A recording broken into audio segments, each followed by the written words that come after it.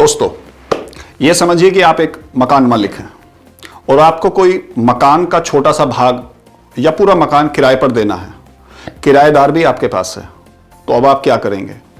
हम सब लोग जानते हैं कि बिना किसी लिखत पढ़त के अगर कोई संपत्ति दी जाती है इस प्रकार, तो वो भविष्य में परेशानी का सबब बन सकती है।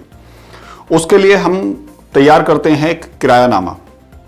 किरायानामे में क्या क्या लिखना चाहिए और क्या क्या नहीं लिखना चाहिए, ये हम डिस्कस करेंगे मकान मालिक की दृष्टि से।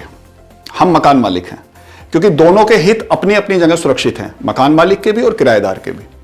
अगर हम मकान मालिक हैं तो हमें यह ध्यान रखना चाहिए कि हम कम से कम 1 या 2 महीने का किराया एडवांस में रहे, उसे हम सिक्योरिटी मनी के रूप में कह सकते हैं। किराएदार के ऊपर यह प्रतिबंधित हो किराएनामे में लिखा हुआ कि वो अपने से किसी थर्ड पर्सन को किराए पर नहीं रखेगा, जिसे सिकमी किराएदार बोलते हैं। अर्थात कि हम जिसे किराएदार दे रहे हैं संपत्ति किराए पर, वो किसी दूसरे को किराए पर ना संपत्ति दे दे, ऐसा भी उसमें प्रतिबंध हमें लिखना चाहिए। तीसरा, किराया की जो समय अवधि है अर्थात मासिक, वो कितनी तारीख से शुरू होकर कितने दिनांक पर खत्म हो रही है, इसका भी वर्णन उसमें हो। यानी कि अंग्रेजी माह के प्रथम दिनांक से शुरू होकर अंग्रेजी माह के अंतिम दिनांक तक समाप्त हो, ऐसा उसमें स्पष्ट वर्णन रहना चाहिए। चौथा, किराएनामे की अवधि क्या है? अमूमन हम सब लोग क्या करते हैं कि 11 महीने का किराया लिखवाते हैं, क्योंकि 11 महीने का जो किरायानामा होगा उसे रजिस्टर्ड कराने की आवश्यकता साधारणतः नहीं पड़ती है। लेकिन अगर विधिक रूप से आवश्यक है तो मेरी सलाह है कि आप उसे किराएनामे को भी रजिस्टर्ड कराएं। पांचवा, किराएनामे के अंतर्गत मकान मालिक को इस चीज का ध्यान रखना होगा कि जो किराए में दी गई संपत्ति है उस पर होने वाले बिजली का खर्चा, पानी का खर्चा या अन्य इस प्रकार के जो छोटे मोटे खर्चे हैं वो किराए पर लेने वाला व्यक्ति अदा करे, ऐसा भी उसमें उल्लेख करना आवश्यक है। छठा, किराए की धनराशि क्या हो, ऐसा भी उसमें स्पष्ट वर्णन करना आवश्यक है। कई बार हम सब लोग क्या करते हैं कि आपसी संबंधों को समझते हुए किराए की धनराशि को उसमें अंकित नहीं करते हैं। अगर किराए की धनराशि जो माहवार अदा की जानी है किराएदार द्वारा अंकित नहीं की जाती है तो ऐसा किरायानामा अवैध होगा।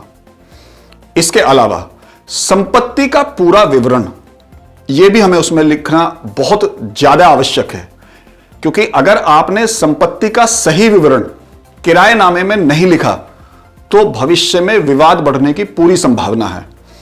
जो संपत्ति है उसका कितना भाग, कई बार क्या है कि पूरा मकान 100 गज का है और आप उसको 2 कमरे किराए पर दे रहे हैं, तो उन 2 कमरों का पूरा विवरण, उसके उत्तर दक्षिण पूर्व पश्चिम में क्या क्या बना हुआ है, ऐसा पूरा विवरण उस किराएनामे में अंकित हो। इसके अलावा यदि किराएदार को वो संपत्ति खाली करनी है, उदाहरण के लिए 11 महीने का आपने किरायानामा लिखा और जो किराएदार है वो उस संपत्ति को 11 महीने से पहले खाली करना चाहता है, तो उसके लिए क्या नियम एवं शर्तें होंगी, ऐसा लिखना भी मकान मालिक के पक्ष में रहेगा। जैसे यदि किराएदार 3 महीने बाद संपत्ति खाली करना चाहता है तो उसे कम से कम 30 दिन का एक एडवांस नोटिस मकान मालिक को देना होगा। ऐसा लिखने से मकान मालिक के हित इस किराएनामे के माध्यम से सुरक्षित रहेंगे। इसके अलावा यदि किराए पर दी गई संपत्ति में किसी प्रकार की कोई छोटी टूट फूट रहती है तो इसके संबंध में भी स्पष्ट प्रावधान करना आवश्यक है। कई बार क्या होता है कि ऐसी टूट फूट या छोटा कंस्ट्रक्शन के लिए मकान मालिक को दंडित होना पड़ता है जब किराएदार किराए की धनराशि में से उस कंस्ट्रक्शन की कीमत को घटा देता है। इसके अलावा यदि किराए पर दी गई संपत्ति के संबंध में अन्य कोई भी तोड़फोड़ या उसकी प्रकृति का परिवर्तन किया जाता है, इससे भी किराएदार को रोकना जरूरी है और इसके संबंध में भी अलग से एक क्लोज किराएनामे पर लिखा जाएगा। इसके साथ हमें यह भी ध्यान रखना आवश्यक है कि जिस दिन किरायानामा लिखा गया हो उसको रजिस्टर्ड कराया जाए या अन्यथा की स्थिति में कम से कम नोटरी के माध्यम से उसको पंजीकृत कराया जाए।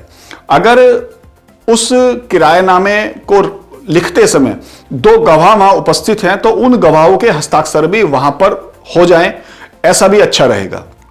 पूरी संपत्ति का विवरण, मकान मालिक और किराएदार का पूरा विवरण, दी गई संपत्ति के विवरण के साथ साथ किराए की धनराशि, किराएनामे के आरंभ होने और किराएनामे के समाप्त होने का पूरा विवरण, नियम एवं शर्तें, शिकमी किराएदार का ना होना। इस प्रकार ये छोटे छोटे क्लोज अगर हम किराएनामे में डालेंगे तो भविष्य के बहुत से विवादों को समाप्त करेंगे।